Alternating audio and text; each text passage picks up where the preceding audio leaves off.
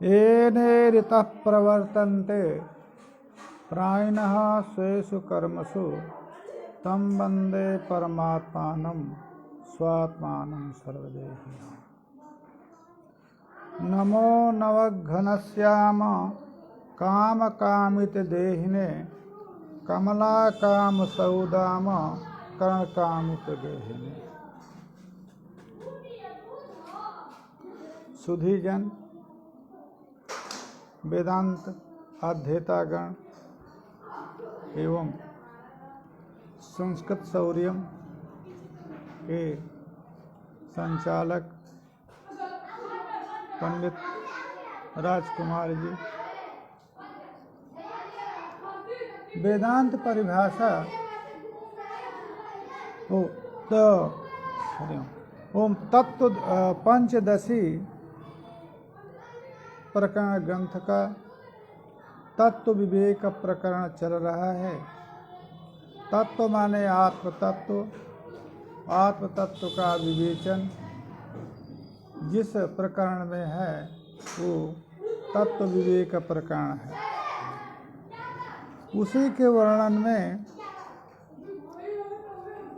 बताया जगत की उत्पत्ति, जीव ईश्वर भेद, तत्त्वमसि, वाक्यार्थ बोध, तत्त्वमसि का शक्यार्थ बोध, लक्ष्यार्थ बोध। अब श्रवण और मनन वेदांत वाक्यों से अद्वैत आत्म तत्व का बोध कैसे होता है, उसके लिए आत्मावारेश द्रष्टव्यः, श्रोतव्यः, मंतव्यः, निधिध्यास्तव्यः। इस श्रुति के घटक जो श्रवण है, मनन है और निधिध्यासन है। श्रवण का तात्पर्य गुरुमुख से श्रुत उपनिषद वाक्यों से आत्म तत्व का निश्चय, मनन युक्त्यावधारण, निधिध्यासन जो श्रवण और मनन से अवगत आत्म तत्व है, अहम ब्रह्मास्मि, ये जो वृत्ति है, इस वृत्ति का अनुरमण, अनुचिंतन, धारा, इसी का नाम निधिध्यासन है। ये तीन हेतुओं के द्वारा अद्वैत आत्म तत्व साक्षात्कार, अविद्या का निवर्तक, मोक्ष का हेतु होता है।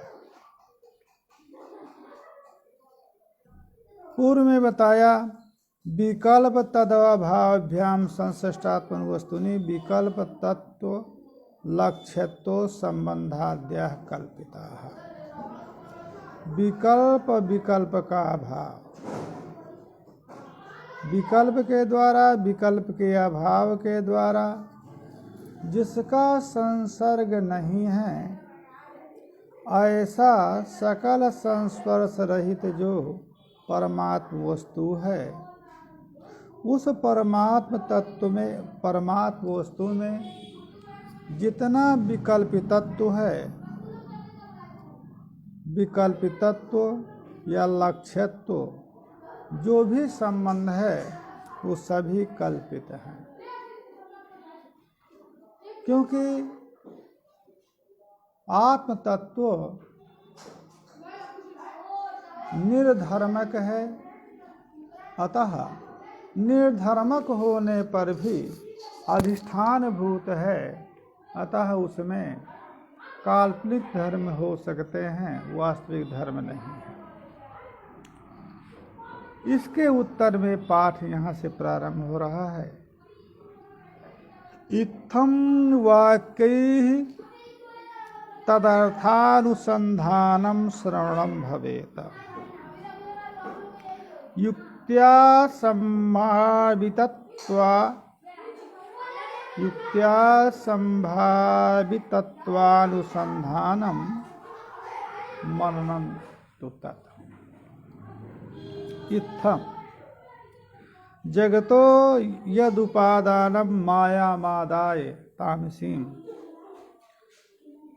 उक्त प्रकार के वाक्यों के द्वारा, तत्त्वमस्यादि वाक्यों के द्वारा, जो तत्त्वमस्यादि वाक्यों का अर्थानुसंधान है, गुरुमुख से श्रुत वेदांत वाक्यों का जो अर्थानुसंधान है, उसका नाम श्रवण है। और मनन क्या है? युक्त्या माने शब्द स्पर्शादयो वेद्याः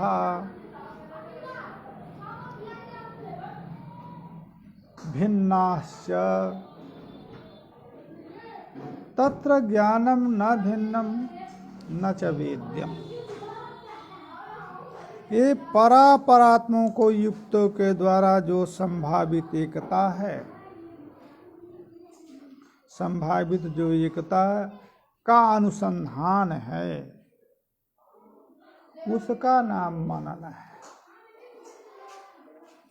तो श्रवण के द्वारा आत्मा का निश्चय हो जाने पर युक्ति के द्वारा जो अवधारण होता है, उसी का नाम मनन है। श्रवण के बाद मनन की अपेक्षा इसलिए पड़ती है, क्यों? ज्ञात तत्व में जो विचिकित्सा संदेह, संभावित संदेह है, उन संभावित संदेहों की निवृत्ति मनन के द्वारा होती है। इसलिए श्रवणोत्तर मनन का विधान स्वयं श्रुति करती है। यदि गुरुमुख श्रुत वेदांत वाक्यों के द्वारा ही आत्मा का निश्चय हो जाता, और वो निश्चय में दृढ़ता यदि रहती, तो पुनः आत्मा वारे दृष्टव्य श्रोतव्य मंतव्य में श्रोतव्य श्रवण के उत्तर में मनन का उपदेश निरर्थक होता है। इसके बाद श्रवण और मनन के उत्तर में निधिध्यासन भी अपेक्षित है। अतः श्रुति श्रवण और मनन के बाद निधिध्यासन का विधान कर रही है। ताभ्याम निर्विचित्ते अर्थे चेतसा स्थापितस्य यत् एकतानत्वम् एतद् ही निधिध्यासनम् उच्यते। ताभ्याम श्रवण मननाभ्याम निर्विचित्ते निर्गता विचित्ता संदेहा यस्य असौ निर्विचित्त विषय। जिस श्रवण और मनन के द्वारा संदेह की निवृत्ति, पीट करके मारेंगे तो श्रवण और मनन के द्वारा ही, श्रवण के द्वारा आत्मा का निश्चय, मनन के द्वारा संदेह की निवृत्ति, आत्म विषयक संदेह की निवृत्ति। तो श्रवण और मनन के द्वारा संदेह निवृत्त हो गया है। जिस विषय में कोई अद्वैत आत्म तत्व में संदेह नहीं रह गया, ऐसा जो अद्वैत आत्म तत्व विषय, उस अद्वैत आत्म तत्व विषय में स्थापितस्य चेतसः यत् एकतानत्वम्, उस अद्वैत आत्म तत्व में स्थापित जो धारणावत जो चित्त है, ऐसा जो चित्त है, उस चित्त का एकतानत्व माने एकाकार वृत्ति, अखंडाकार वृत्ति, अहम ब्रह्मास्मि। ये अखंडाकार जो वृत्ति है, उस अखंडाकार वृत्ति का नाम निधिध्यासन है।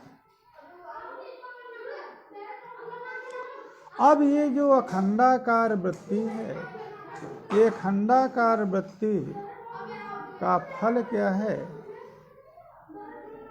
तो अखंडाकार वृत्ति का फल आचार्यगण कहते हैं,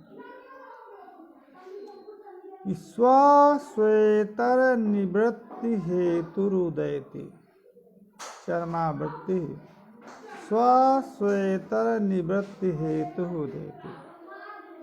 अखंडाकार वृत्ति के उदय हो जाने पर देहाकार, मनःकार, इंद्रियाकार या अन्य वैषयिक जो आकार विषयक जो वृत्ति है, उन वृत्तियों का निरोध हो जाता है। उन वृत्तियों, इस अखंडाकार वृत्ति के उदय से ही ब्रह्म अद्वय आत्म विषयक वृत्ति से इतर जो सांसारिक वृत्तियां हैं, सांसारिक ज्ञान हैं, देह विषयक, मन विषयक, प्राण विषयक, इंद्रिय विषयक, अहम स्थूलः, अहम मनुष्यः, ये जो वृत्तियां थीं, यही वृत्तियां ब्रह्माकार स्वरूप के प्रतिबंधक थे। जीव ब्रह्म है, परंतु अहम ब्रह्मास्मि, मैं ब्रह्म ही हूँ, यह ज्ञान नहीं होता। क्यों? जो ब्रह्मास्मि, अहम ब्रह्मास्मि से इतर जो वृत्तियां हैं, अहम स्थूल देहः, अहम काणः, अहं कर्ता, अहम भोक्ता इत्यादि जो वृत्तियां हैं, यही वृत्तियां अहम ब्रह्मास्मि इस वृत्ति की प्रतिबंधक है।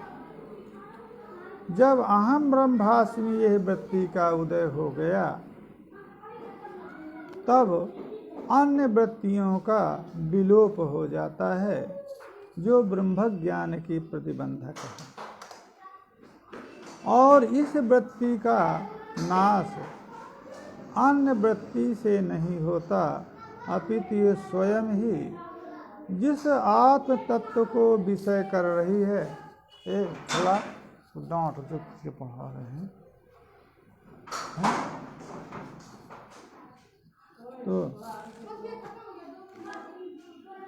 तो जब इस अखंडाकार वृत्ति का उदय होता है, तो अन्य वृत्तियों का लय हो जाता है, लीन हो जाता है, और ये स्वयं अहम ब्रह्मास्मि जो ये वृत्ति है, यह वृत्ति ब्रह्म को विषय करती है, और उस वृत्ति के द्वारा ब्रह्म में जो आवरण है, अविद्या रूप आवरण है, उस आवरण की निवृत्ति हो जाती है। अविद्या रूप आवरण के निवृत्त होते ही अविद्या से जायमान जो आध्यात्मिक संसार है, देह इंद्रियादि से लेकर के बाह्य जो भी पदार्थ है, पूर्व में उसको बताया जा चुका है, वो अविद्या से जायमान है। अहम ब्रह्मास्मि इस वृत्ति के द्वारा ब्रह्म की आवरण भूत जो अविद्या है, उसकी जब निवृत्ति हो गई, तो उसका, उस अविद्या का जो विलास है, जो कार्य है, उस सब कार्य की भी निवृत्ति हो जाती है। अतः एकतानत्व, यह जो एकतानत्व बन एकाकार जो ब्रह्म अहम ब्रह्मास्मि, यह एकाकार जो अखंडाकार जो चित्त की अखंडाकार वृत्ति है, इसी का नाम निधिध्यासन है। ध्याति ध्याने परित्यज्य क्रमाद हैकेक क्रमाद ही क्रमाध्येयैक गोचरम निवात दीपवच्चित्तम समाधिरभिधीयते। इसको ये जो अहम ब्रह्मास्मि, ये जो वृत्ति है, ये वृत्ति सविकल्पक समाधि है, जिसको निर्विकल्पक समाधि रूप मोक्ष का हेतु माना गया है। इस काल में, जिस काल में अहम ब्रह्मास्मि ये वृत्ति रहती है, तो ध्याता अहम, ध्येय ब्रह्म, ध्यान ब्रह्माकार वृत्ति, ध्यात्री ध्यान, ध्याता अहम जीवात्मा और ध्यान अखंडाकार वृत्ति।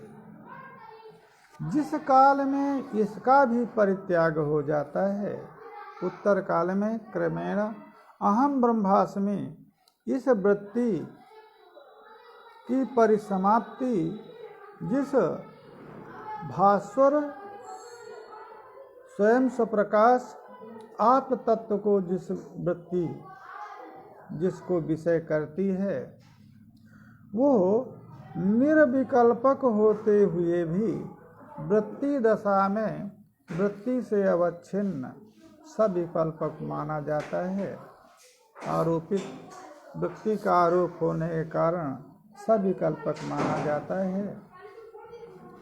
और जब इस वृत्ति के द्वारा आवरण का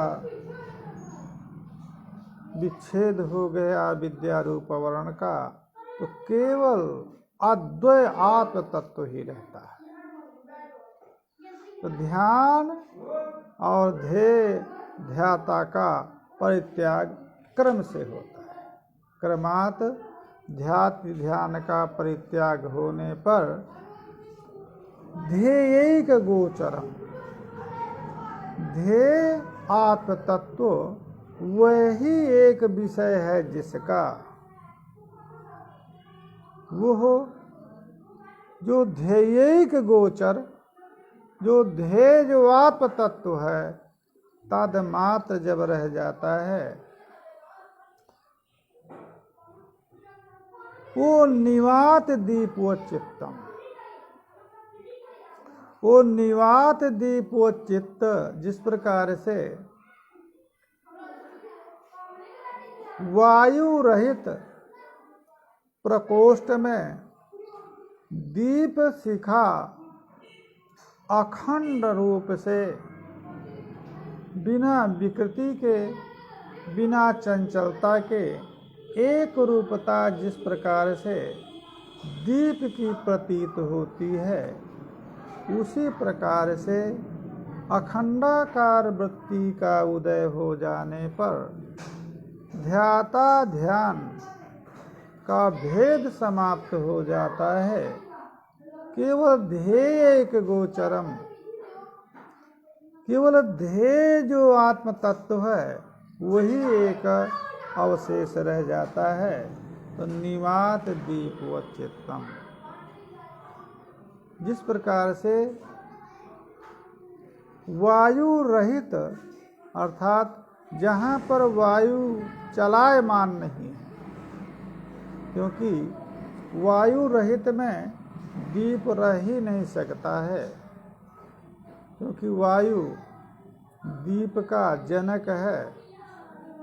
इसलिए वायु तो आवश्यक है उसके लिए, परंतु निवात का अर्थ ये है कि जहाँ पर वायु की चंचलता नहीं, वायु रहते प्रदेशे वर्तमानो दीपो यथा निश्चलः। तो वायु रहते तो यदि हम कहेंगे कि निर्वायु स्थान में, तो निर्वायु स्थान पर दीप रह भी नहीं सकता है। दीप को पूर्णतया यदि ढक दिया जाए, जहाँ से कोई वायु ना हो, तो वहाँ दीप नहीं रहता। तो निवात का अर्थ है गति रहित वायु, निश्चल वायु वत प्रदेश में दीप जिस प्रकार से एकाकार होता है, उसी प्रकार से चित्त की एकाग्रता, एक रूपता इस समाधि काल में, ये जो निधिध्यासन है, ये निधिध्यासन काल में रहती है, इसलिए इसको समाधि कहा जाता है। इसके बाद जो उत्तर काल है, इस समाधि के बाद जो निर्विकल्पक समाधि है, वो निर्विकल्पक समाधि एक आत्मावशेष रूपता है, जहाँ पर वृत्ति भी नहीं रहती है, वो निर्विकल्पक समाधि है। ग्रंथकार का जो तात्पर्य है वो दूसरे प्रकार का है, अर्थात जब तक अहम ब्रह्मास्मि ये ध्यात्म ध्यान का भेद रहता है, तब तक वो सविकल्पक समाधि है। और जिस काल में ध्यायिक गोचर केवल ध्येय रूपता केवल रह जाती है, वृत्ति का पार्थक्य, वृत्ति का भेद विषय से नहीं रह जाता, ध्येय आत्म से विषय से नहीं रह जाता, ऐसा जो व्यक्ति, उसको समाधि पद से कहा जाता है, वो निर्विकल्पक समाधि से कहा जाता है। तो उसी में सविकल्पक और निर्विकल्पक समाधि के स्वरूप दे दिया। जब तक उस अहम ब्रह्मास्मि इस वृत्ति में ध्यात्म ध्येय का भेद प्रतीत होता है, तब तक वो सविकल्पक समाधि है। और उस वृत्ति की अधिक दृढ़ता हो जाने पर जब ध्यात्री और ध्यान का विलय हो जाता है, उस समय पर वो निवात देशस्थ प्रदीप के समान जो चित्र की एकाग्रता है, उसको समाधि अर्थात निर्विकल्पक समाधि। अब बात आती है कि समाधि में वृत्तियों की उपलब्धि है, अनुपलब्ध ध्येयक गोचरत्व कहा। यदि वृत्तियां नहीं है वहाँ, तो ध्येयक गोचरत्व जो कहा, उसका निश्चय कैसे होगा। और उधर आप कह रहे हैं कि निर्विकल्प जो अहम ब्रह्मास्मि, ये जो वृत्ति है, ये वृत्ति से अन्य वृत्तियों का लय हो गया है।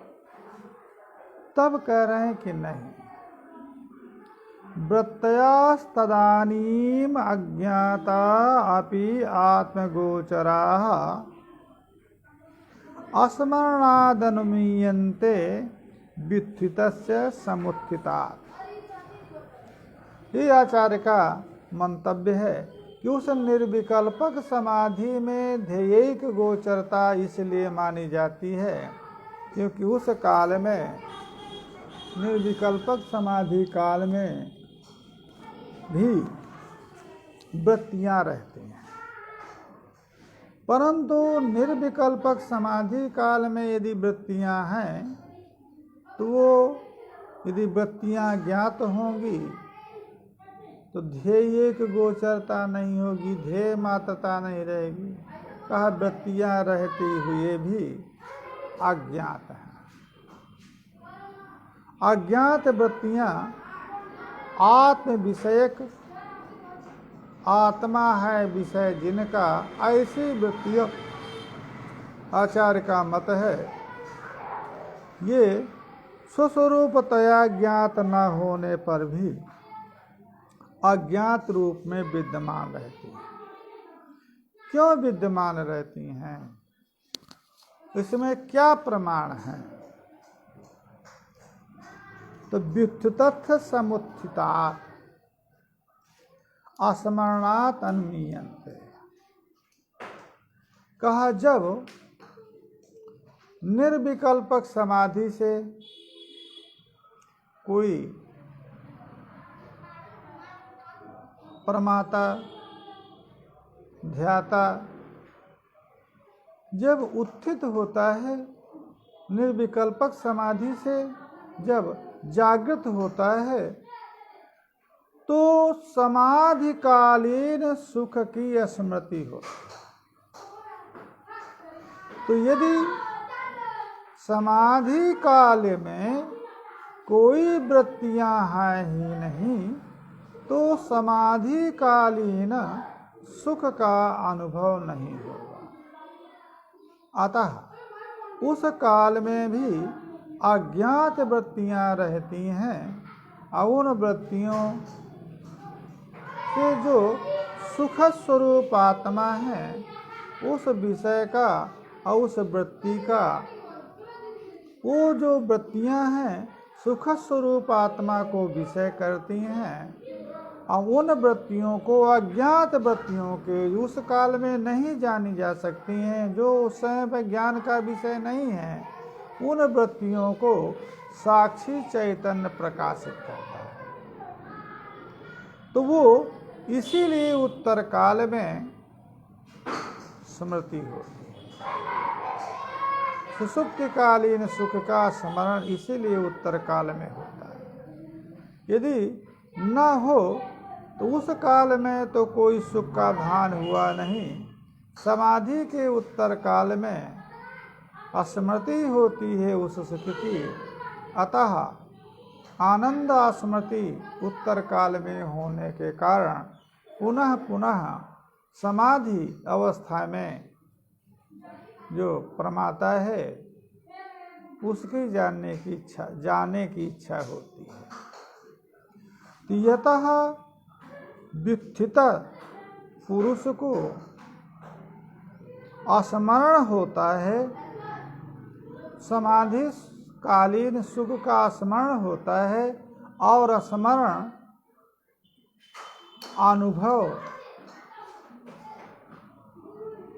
जन्य होता है, क्योंकि जो अनुभव होता है उसी का उत्तर संस्कार बनता है, और उद्बुद्ध संस्कार को स्मरण कहते हैं। जब समाधि काल में किसी सुख का अनुभव नहीं हुआ, तो न तो उसका संस्कार बनेगा और न उद्बुद्ध संस्कार स्मृति। अतः समाधि काल में, ये आचार्य मानते हैं, समाधि काल में भी जो अज्ञात वृत्तियां हैं वो विद्यमान रहती हैं, और उन वृत्तियों का विषय जो सुख है वो सुख को विषय करती हैं, और वृत्तियों को प्रकाशित साक्षी चैतन्य करता है। अतः उस काल में जो अनुभूत है सुख है, उसी के उत्तर काल में, व्युत्थित काल में, व्युत्थान काल में स्मरण होता है। जिस प्रकार से पूर्व में बताया गया था कि सुषुप्ति कालीन जो सुख है, वो सुख का स्मरण जागरण के बाद होता है, तो उस काल में, सुषुप्ति काल में अज्ञान और सुख का अनुभव कहना चाहिए, क्योंकि सुखमहम स्वाप्सम न किंचित अवेदिशम एतादश स्मृति होती है। अनुभव उत्तर काल में ये परामर्श होता है, परामर्श ही स्मृति है। इसलिए परामर्श का नाम स्मृति है। न्याय दर्शन में भी परामर्शजन्यम ज्ञानम स्मृति और अनुमिति से परामर्श जो है स्मृति रूप ही है। तो जो स्मरण होता है तो स्मरण होने के कारण सुषुप्ति काल में भी अंतःकरण के निलीन रहने पर भी वहाँ पर अविद्या की वृत्ति मानी जाती है, अविद्या का परिणाम माना जाता है, क्योंकि अविद्या हमेशा परिणाममान है। सुषुप्ति काल में अंतःकरण निर्व्यापार हो जाता है, परंतु अविद्या उस काल में विद्यमान है, तो अविद्या के परिणाम स्वस्वरूपाकार माने अज्ञानाकार और अहमाकार और सुखाकार ये होता है। उसी की स्मृति उत्तर काल में अहम सुखम अस्वाप्सम सुख विषयक न किंचित अवेदिशम अज्ञान विषयक होता है। यहाँ पर अविद्या की वृत्ति न मान करके आचार्य कहते हैं जो पूर्व जो वृत्ति है अहम ब्रह्मास्मि ये जो वृत्ति है, यह वृत्ति निवात देश इसीलिए कहा कि जिस प्रकार से निवात देश है, उन निवात देश में वायु रहने पर भी वायु की गति नहीं प्रतीत होती है।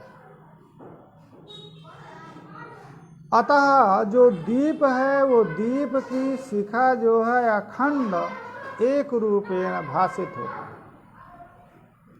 प्रकाशित होती है। उसी प्रकार से समाधि काल में वृत्तियां तो रहती हैं, परंतु वृत्तियों की जो गति है, वृत्तियों का जो परिणाम है वो ज्ञात नहीं होता है। अतः ध्येय एक गोचर आत्म तत्व रहता है, क्योंकि वृत्तियां इसलिए मानना आवश्यक है। जिस प्रकार से वायु निवात देश में जहाँ पर दीप है वहाँ पर वायु को इसलिए मानना आवश्यक है क्योंकि वायु नहीं रहेगा तो दीप नहीं जलेगा। परंतु निवात देश इसलिए कहा जाता है कि वायु की गति नहीं, निर्गति निश्चल वायु रहता है। उसी प्रकार से समाधि के उत्तर काल में समाधिकालीन सुख का की स्मृति होती है। अतः यदि वृत्ति नहीं रहेगी तो उस काल में न अनुभव होगा न उत्तर काल में स्मृति होगी।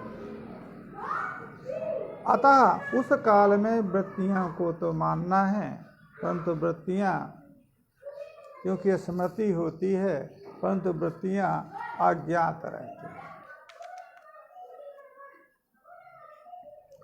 वृत्तीनाम अनुवृत्तिस्तु प्रयत्नात् प्रथमादपि अदृष्टासकत भ्यास संस्कार सचिवात भवेत। कहा उस काल में वृत्तियां कैसे होंगी? सुषुप्ति का निर्विकल्पक समाधि काल में वृत्तियों का कोई जनक नहीं, क्योंकि अविद्या को भी निलीन मानते हैं आप। अविद्या की ही वृत्ति नहीं हुई तो वृत्तियों का प्रयोजक कौन हुआ? क्योंकि स्वतः किसी विषय के आकार में अंतःकरण की वृत्ति नहीं होती, उसके लिए प्रमाण चाहिए। इंद्रिय प्रमाण प्रत्यक्ष वृत्ति के लिए इंद्रिय का सन्निकर्ष जिस विषय के साथ होता है तद विषय काल में ही अंतःकरण का परिणाम होता है। वो मान नहीं रहे, कह रहे हैं कि अभी आज ही सब कुछ जमा करो, अब आज कहाँ सब कुछ बन जाएगा। माइग्रेशन है, फिटनेस है, और नारायण का भी जमा अभी तक नहीं जमा किया। नारायण का समय मिल गया सब हॉस्टल में, अब पता नहीं कैसे चूड़ी बोले आज ही सब जमा होगा, नहीं मानेंगे हम ऐसा। बाकी उन नारायण का फॉर्म 28 तारीख को खत्म हो गया, आज वो फिटनेस वाला बनवाया है नारायण।